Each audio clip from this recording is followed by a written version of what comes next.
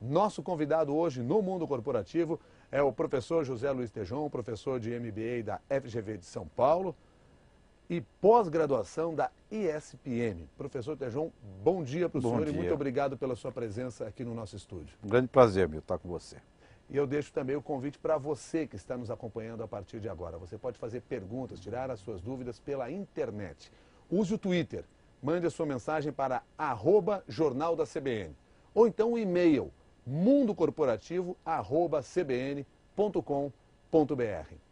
Professor José Luiz Tejon, o que um empresário tem a aprender com seu filho? Muita coisa, viu, Milton? Eu tenho uma filha de 13 e ela é minha mentor por uma série de coisas que eu jamais acompanharia, só que ela já está ficando velha. Eu tenho uma neta de 5 que eu também já elegi como mentora para coisas que eu jamais acompanharia, né? Por exemplo, assistir o programa Charlie Lola. É muito rico. Você começa a fazer perguntas infantis, né? Por quê, por quê, por quê? Então, um empresário tem muita coisa rica a aprender com as crianças e com os teens, não só do ponto de vista do mundo que nos cerca, mas daquela curiosidade infantil que às vezes abandona um adulto. E se ela abandona um adulto nesse mundo que você tem que aprender constantemente, você fica defasado rapidamente. E tem havido esse diálogo, tem havido a busca dessa informação nessa nova geração? É algo que às vezes a gente não tem essa consciência, né? Com o viver você vai vendo isso e vai aprendendo. E quando você vê nos momentos das companhias hoje, onde nós falamos muito de aprender competências novas, a competência nova é um ato infantil. É a sua criança interior que desenvolve a vontade de aprender o novo. O jogo novo. Para você aprender o jogo novo, você tem que gostar do processo, que nem criança. Criança odeia quando a brincadeira termina, odeia o durante, gosta de aprender. Então esta chamada a infanteoria, digamos assim, que já usamos muito no marketing, a fan theory, dos pontos de venda, que você desenvolve a alegria, essa coisa infanto-juvenil, isso é muito importante para o líder. E o grande líder, ele é neotônico, né, que é uma palavra da biologia, que quer dizer uma capacidade que a célula tem de permanecer jovem, no espírito, né? No corpo, todos envelhecemos.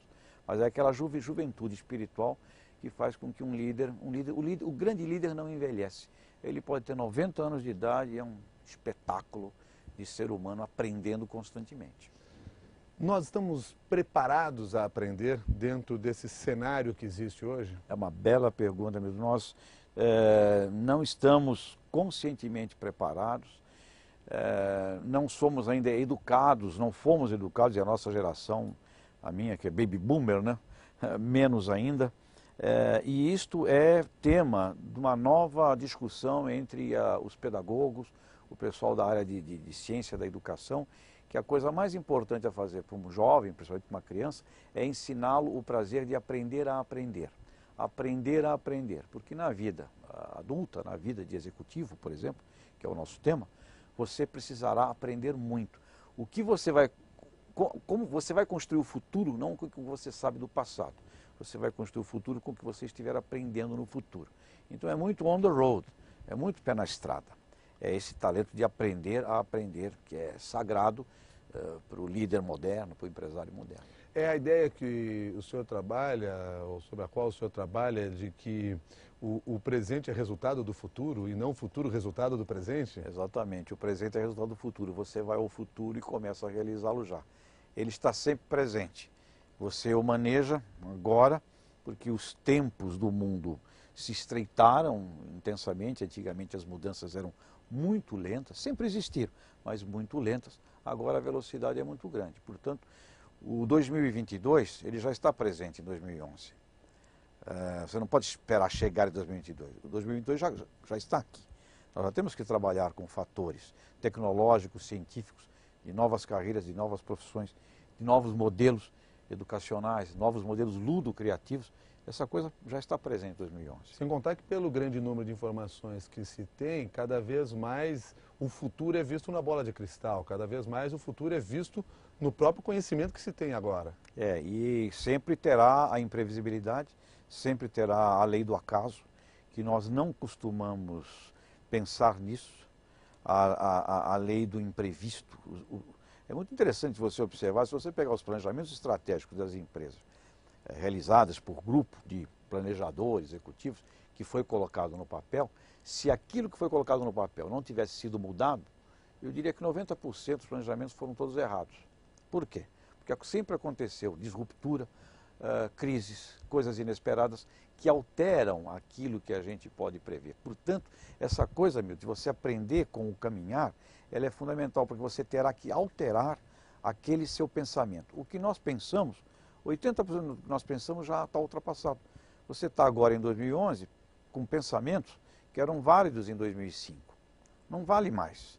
O mundo muda muito. Veja o fenômeno da base da pirâmide global, da classe C brasileira, que ascensão. E é interessante quando você vai conversar com essa camada de consumidores, são pessoas muito mais bem informadas do que a gente pensava. Surpreende, porque eles estão ligados na mídia.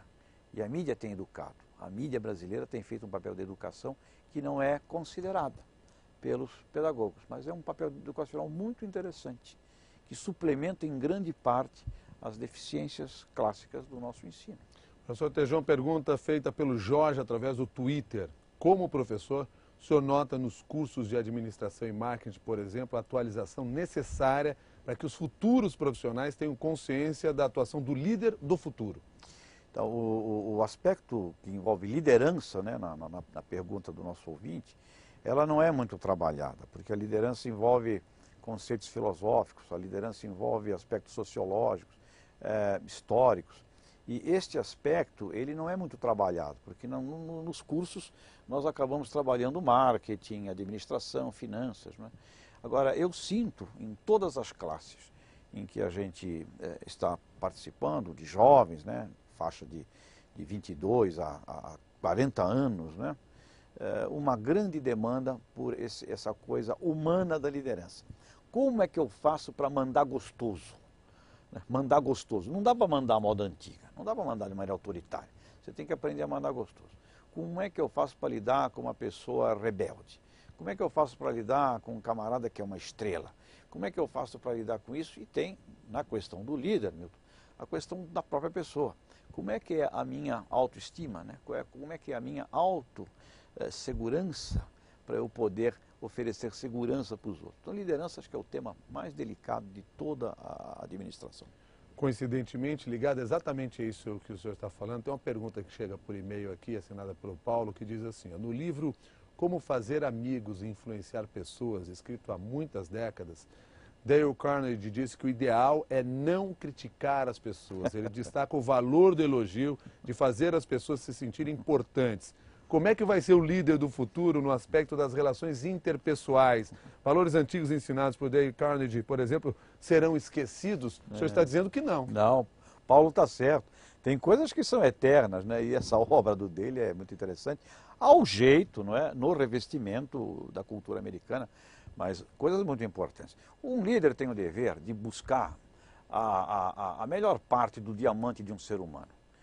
Cabe ao líder focar no melhor que o ser humano tem a oferecer, extrair esse melhor dele, minimizar as coisas imperfeitas. A crítica tem que ser feita intimamente, particularmente. E não é crítica, são correções. E tem que tomar cuidado para não ficar corrigindo tudo. Vai ter meia dúzia de coisas no ser humano que cabe a um líder olhar e corrigir. Vai ter 94 coisas que não são importantes para ficar pegando no pé. E o ser humano vai ter ali uns 10 talentos no meio de 100 que são essenciais. Colocar aquele ser humano no lugar certo, com a camisa certa no time, valorizá-lo, extrair o melhor dele, criar uma consciência no grupo da importância que cada um tem no jogo, minimizar os defeitos, botar um foco, um sentido e um significado é o papel do líder. Se o líder começa a ficar atrás das imperfeições humanas, ele cria ali um navio de pirata tenebroso que só vai funcionar quando estiver atacando algum outro barco fora da embarcação. Agora é curioso, professor, nós estamos aqui falando sobre essa relação interpessoal, só que o que a gente vê cada vez mais nas corporações é o uso digital nas relações. Esse uso digital não está separando as pessoas, distanciando as pessoas dentro da própria corporação? Milton, por um lado separa, por outro aproxima. Como todas as ciências e tecnologias, elas têm um lado bom e um lado ruim. Fiz um trabalho numa grande corporação brasileira e detectamos que 70% dos supervisores de fábrica estavam sendo o tempo deles consumido por e-mail, por internet e marcando reuniões. Portanto, esse distanciamento causando problemas na companhia. Cabe ao líder proteger a sua equipe da dispersão, da distração. Por outro lado, esse novo mundo digital, ele permite que o nosso ouvinte que está numa corporação aí global, que ele tenha acesso, relacionamento, conhecimento e faça um network com os parceiros deles, com os pares dele, nos escritórios internacionais, e ele tem acesso ao estado da arte do que está acontecendo na Índia, nos Estados Unidos, em Londres, coisa que às vezes as pessoas até em corporações globais esquecem de fazer. Então quem está numa corporação global, é um advogado, numa área, por exemplo, de marcas, patentes, ele tem acesso, através desse mundo digital, ao estado da arte. É uma verdadeira universidade. Por outro, se isto for tomando uma proporção gigantesca, ele não trabalha e ele fica tomado por esse mundo digital. Então, bem e o mal. Temos que aprender a administrar e priorizar o universo digital, mas ele é de uma riqueza muito grande. O senhor se referiu aqui que numa determinada empresa, 70% do tempo de um determinado segmento dentro da empresa era perdido lá com e-mails e reuniões. E-mails e reuniões. Necessariamente eram e-mails corporativos ou eram relacionamentos externos, conversa com pessoas de outras comunidades? Eles só me falaram, e eu vi, e-mails corporativos. Mas com grande certeza, né? Os e-mails pessoais também circulavam por ali. Mas eram e-mails corporativos, de demandas daqui, dali, de várias áreas pedindo coisas, com serviços compartilhados, terceirizados, muita demanda de prestadores de serviço e de tudo isso que hoje envolve a moderna gestão. Aspectos que antigamente a gente não dava muita atenção e que agora tem que dar, como sustentabilidade, meio ambiente, responsabilidade social, todas essas coisas que passaram a demandar do executivo mais tempo. Mas aí faz o quê? Proíbe o acesso aos e-mails ou tenta criar critérios para a utilização? Jamais proibir, eu não concordo, acho que se você tem que proibir algo, você perde a liderança evolutiva. A liderança evolutiva ela tem que ser livre, não pode proibir, é conscientizar, discutir os procedimentos, fazer uma revisão de tudo que é recebido, priorizar, e o líder terá que proteger a sua equipe dessa demanda por tempo. O começo deste processo, ele será um começo um pouco conturbado, porque neste mesmo exemplo que nós trabalhamos, o pessoal pensava, mas então, eu vou inverter, vou dedicar 70% do meu tempo aos operários, é isso que tem que fazer. E se eu não participar de alguma coisa que me chamam? Vai usar seu bom senso. Agora, se acontecer algum problema, eu, presidente, seguro a barra. Ou seja, o presidente tem que ter consciência disso e não permitir que áreas bem intencionadas, suguem, né, a energia do tempo, querendo fazer um tremendo trabalho, e que se você deixar solto, isso começa a ocorrer. Tem gente que é espetacular para acionar os demais, tem outros que não fazem. Então isso às vezes cria também umas anomalias no consumo do tempo e inclusive não necessariamente ligadas ao core da companhia. Então é necessário que os novos diretores, os diretores com essa consciência, revejam esse processo e cabe ao presidente proteger a turma dessa invasão que o lado digital permite. Mas o lado bom desse novo mundo é melhor que o lado ruim. Vou pedir só para que o senhor se aprofunde um pouco mais nesse assunto, até para atender aqui a pergunta da Kelly, ou Kélia, que pergunta o seguinte: num mundo em que os estímulos e dispersão costumam ser grandes por causa do avanço da tecnologia, que o senhor está se referindo, o que o líder deve fazer para prender a atenção de seus comandados? É uma bela pergunta da Kelly. O líder tem que ter um sentido de missão muito claro, tem que ter um alvo de sentido e significado muito claro, para que tudo que existe em torno, essa dispersão, essa distração, ela esteja de alguma forma ligada, sinergicamente ligada à missão, àquilo que tem que ser feito. E cabe ao líder caminhar com as pessoas, cabe ao líder não ser ele, muitas vezes, o grande responsável por disseminar mais ainda essa distração. O papel do líder é um papel de filtro, é um papel de foco, é um papel de decodificador e de diálogo constante e permanente com a equipe. Esse diálogo tem que ser feito e pode ser feito através do mundo digital, mas ele precisa de momentos presenciais significativos. Ou seja, o papel do líder é um papel, de certa forma, cansativo, é um papel de desgaste, é um papel que ele tem que ter muita vontade de fazer. Egocentrismo, não há mais espaço para isso? Terrível o egocentrismo quando ele é usado de uma maneira errada. Tem um amigo que define muito interessantemente uma cooperativa, né? Cooperativa, que tem um fundamento todo de cooperação. Ele diz que uma boa cooperativa é um grupo de egoístas bem intencionado.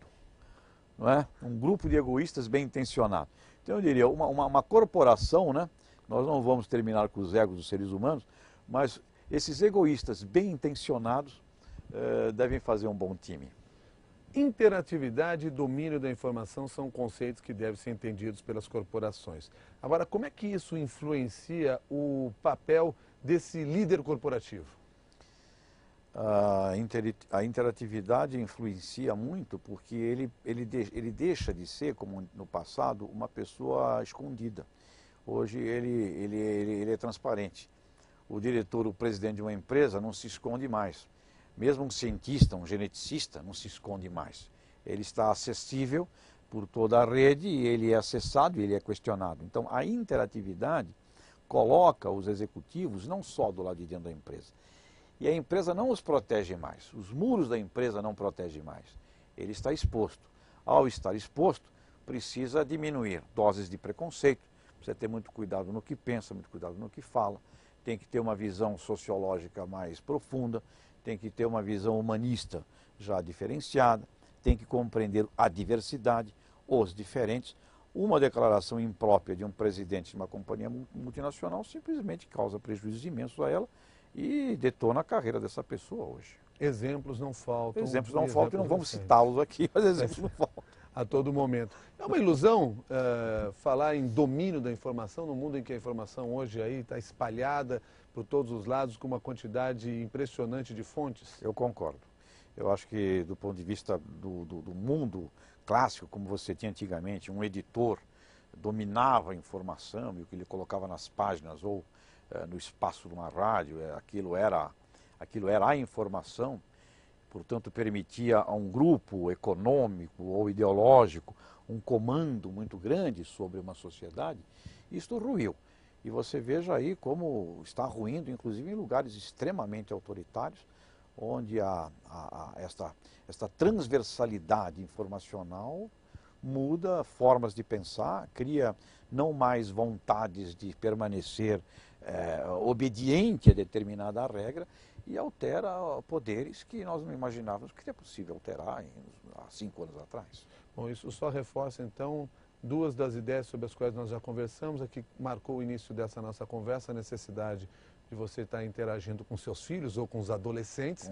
E a segunda é de interagir dentro da própria empresa, porque essa informação, se você não tem o domínio sobre ela, você tem que trabalhar com o maior número de pessoas em seu entorno para que as informações que elas têm também colaborem para o todo, sejam compartilhadas. Tem que circular, Milton.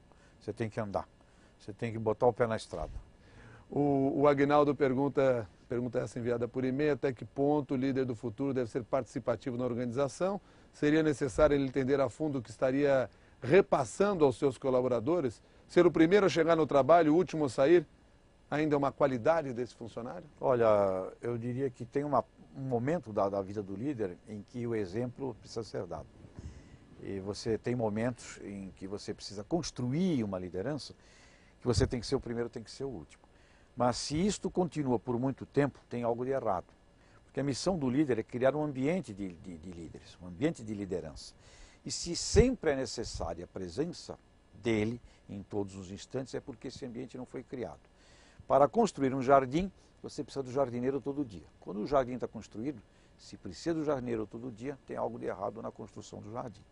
Então a resposta é sim, momentos decisivos do líder, primeiro a chegar, último a sair, mas isso não pode perdurar. Bom, falei aqui dos adolescentes, isso me remete à pergunta da Cláudia também por e-mail. E ela gostaria que o senhor falasse um pouco mais sobre um conceito que o senhor já se referiu em outros momentos, que é do Teenagers. Os teenagers, né, porque nós somos baby boomers, nascidos lá nos 50, 60, depois tem a geração X, dos 70, a Z, dos 80, e agora tem a geração arroba.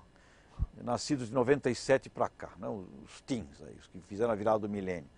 Este pessoal, esta turma, é uma nova civilização. Eles estão conectados globalmente, eles estão se falando entre si com crianças do mundo inteiro. Estão marcando coisas, tendo acesso a Facebooks da vida, interagindo de um jeito diferente. É um novo comando, é uma nova interação. O seu filho está com você aqui e você o leva para um final de semana na praia, e nesse final de semana na praia ele está lá na net trocando mensagens com amigos e amigas que não estão ali, participando de redes no Vietnã ou em algum outro canto. Então esses teenagers significam a real globalização do planeta. O mundo efetivamente passa a ser globalizado a partir dessa geração. Imagine esses meninos e meninas de 11, 12, 13, 14 anos, daqui a 10 anos, nova cabeça, nova visão. Um mundo compartilhado. Passa a ter informação do planeta, preocupado com fome, preocupado com uma série de coisas. E isso vai impedir o comando central e localizado de uma ideologia só. Eu creio que é um rompimento das ideologias e dessas coisas que levam pessoas a se matarem, a fanatismo. Será muito difícil, creio, nesta nova geração, este lado estoico, que muitas vezes é bonito, mas muitas vezes é usado para o mal. Então os teenagers é este mundo que já vem com software mental digital e conversam já digitalmente. E é uma ilusão imaginar que eles ficam só tomados por isso. Tem grupos, alguns sim, mas este mundo digital permite que eles conheçam pessoas e lugares que eles jamais conheceriam à moda antiga. Agora o senhor citou o seguinte, esse pessoal aí, daqui 10 anos, estará dentro das corporações. Muitas das pessoas que estão nos acompanhando aqui no mundo corporativo, entre elas eu, imagino que daqui 10 anos continuo no mundo corporativo, continuo dentro das corporações. Tendo que liderar. Continuamos todos. Nós vamos ter que interagir com esse pessoal, nós vamos ter que saber conversar com esse pessoal. E eles estão chegando de uma maneira nova. Exatamente. E aí? Você abriu o nosso papo com isso. Passe a prestar atenção nos adolescentes, nas crianças. Quando você vai lá na escola do seu filho, não vai lá só para falar com o professor. Tire lá um momento, começa a prestar atenção, brinca com a criança, começa a ver os programas que eles mas é tolice. Não, não é tolice. Né? Quando a gente, na nossa juventude e infância, lia gibi, nossos pais odiavam, os professores proibiam. Não era tolice. Passa a prestar atenção nas crianças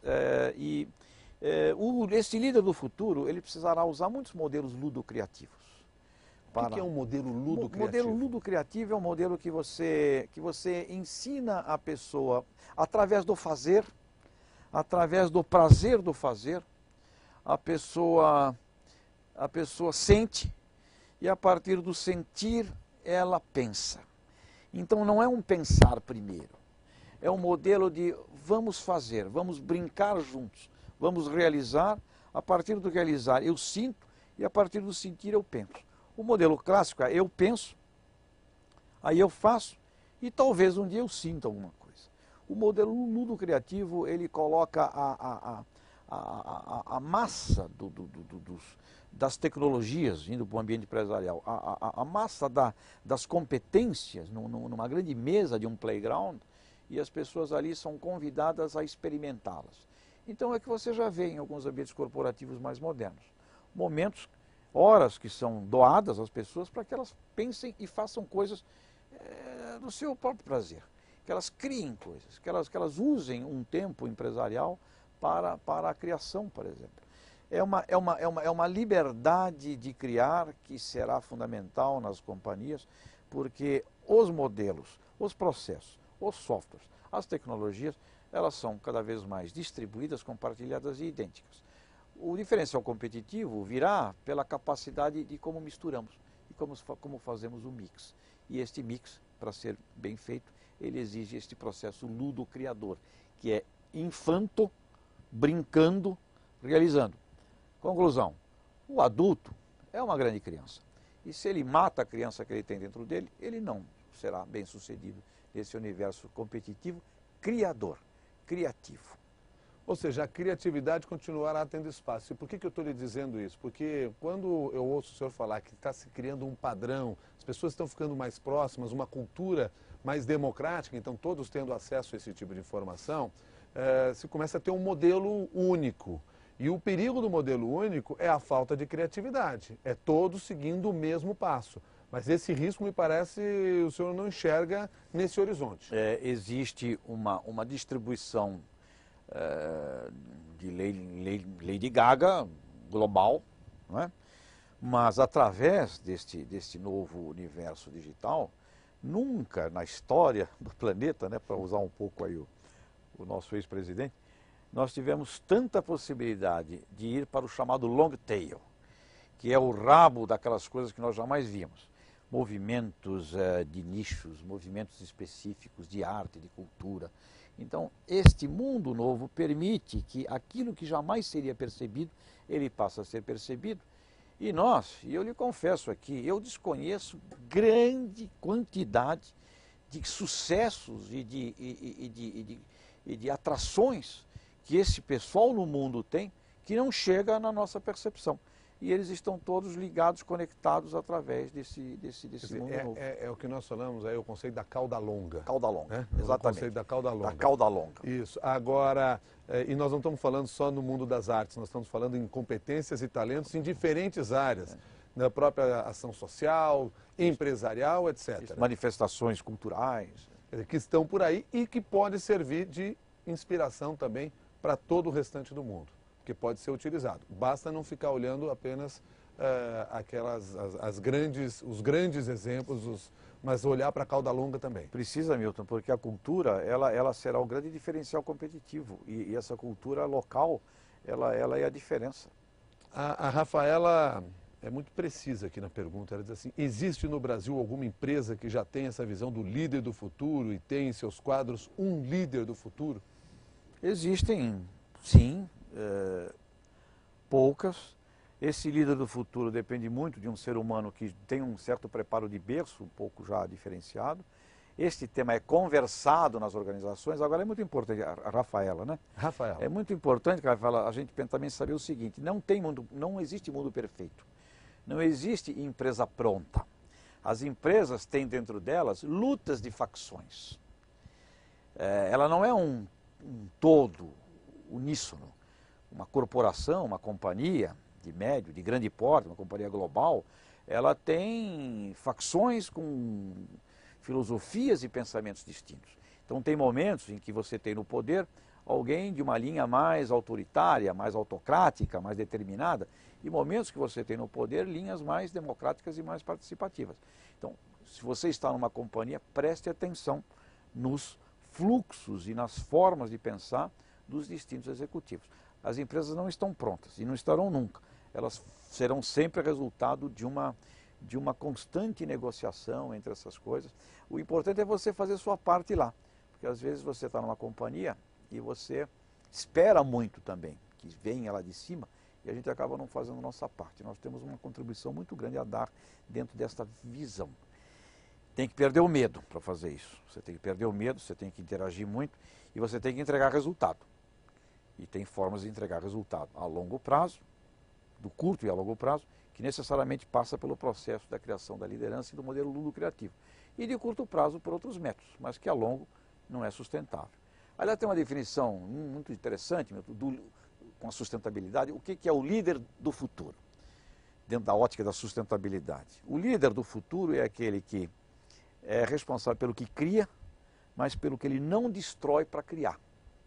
Este conceito altera o que nós imaginávamos de um líder. Porque um líder poderia ser um camarada que criasse, mas que destruísse muito para criar. Né? Temos na história e temos ao nosso lado esses exemplos. O moderno líder, você cria, mas não pode destruir para criar. Essa acho que é uma definição sintética muito interessante. Quer dizer, a obra tem que ser permanente. Tem que ser permanente. E não pode ser destruidora para você tirar um proveito porque destruiu, criou. Não é mais considerado uma liderança sustentável. O senhor defende a ideia que os líderes do futuro também têm que aprender a sair. É o fim da fidelidade corporativa? Nossa, essa de aprender a sair é muito grande, porque é infernal um homem ou uma mulher que lidere um determinado processo e que aquilo não acabe. É como uma tragédia grega, né, de subir o morro, voltar, caminhar de novo. É inimaginável que um ser humano possa ser feliz se ele não tiver uma data de término de uma obra. Não para que ele seja infiel ou para que ele abandone a corporação ou pessoas, mas para que ele passe a ter um novo horizonte, uma nova motivação, uma nova tarefa, uma nova obra. Então, quando o líder não sabe sair, ele mata a sucessão. Ele não permite, e muitas vezes em corporações com problema de sucessão, um criador, um empreendedor, ele mata a criatura. Ele destrói a criatura porque ele não vê essa criatura seguindo e vivendo sem ele.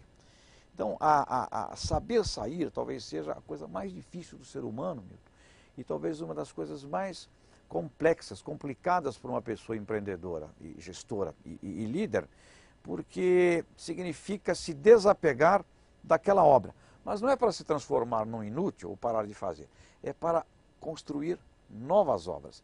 A sua experiência empreendedora, a sua experiência de liderança tem que ser utilizada para construir o novo. E ele não pode ficar vivendo apegado ao que já foi. Abra o espaço, saiba sair. Se não souber sair, no mundo moderno vai ser tirado. E quando nós estamos falando aqui em sair, necessariamente é sair da própria corporação? Não. Ou pode ser dentro da corporação sair para novos projetos? Novos projetos na própria corporação. Se é um empresário, ele pode passar a empresa para um corpo de executivos, ir para um conselho, por exemplo, e ele passar com uma nova paixão a empreender um assunto novo, um negócio novo, que o estimule. Mas é difícil sair de um lugar, principalmente quando está dando resultado, né? É difícil. Aliás, é a melhor hora de sair. É quando está dando resultado. Não podemos nunca esquecer do Pelé, né? Esse soube sair, porque saber sair e saber sair por cima. Saber sair quando está dando resultado é fascinante. Nós não somos ensinados a esse raciocínio. Mas você tem que saber sair da vida de um filho. Você tem que saber sair. E aqui, sem entrarmos em campos aí mais existenciais, você tem que saber sair da vida. Quanto mais saber sair de uma obra, de uma tarefa, com dignidade, por cima. Não para parar e nem para ser infiel, mas para começar coisas novas.